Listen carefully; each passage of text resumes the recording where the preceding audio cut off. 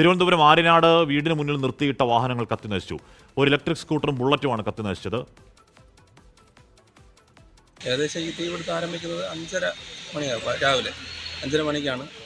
റോഡിൽ പോയവരാണ് ഈ ശബ്ദം കേട്ട് പുകയും കണ്ട് ഇതിനാദ്യം ഇവിടെ ഓടിക്കൂടിയത്. നാട്ടുകാർ തന്നെ ആദ്യം രക്ഷാപ്രവർത്തനം ആരംഭിച്ചു. വീട്ടുകാർ യഥാർത്ഥത്തിൽ അറിഞ്ഞിരുന്നില്ല. ഈ ശബ്ദം കേട്ടിട്ടാണ് ഞാൻ ഇവിടെ ഓടിയെത്തുന്നത്. പൊട്ടിത്തെറി ശബ്ദങ്ങളെല്ലാം കേട്ടു. 2 ബൈക്ക് പൂർണ്ണമായി കത്തിനശിച്ചു. അതോടൊപ്പം ഉടനെ തന്നെ നാട്ടുകാർ ഫയർഫോഴ്സിനെ വിവരം അറിയിക്കുകയും ഫയർഫോഴ്സും നാട്ടുകാരും ചേർന്ന് സമയോചിതമായ ഇടപെടൽ കൊണ്ട് വലിയൊരു അപകടം ഒഴിവായി.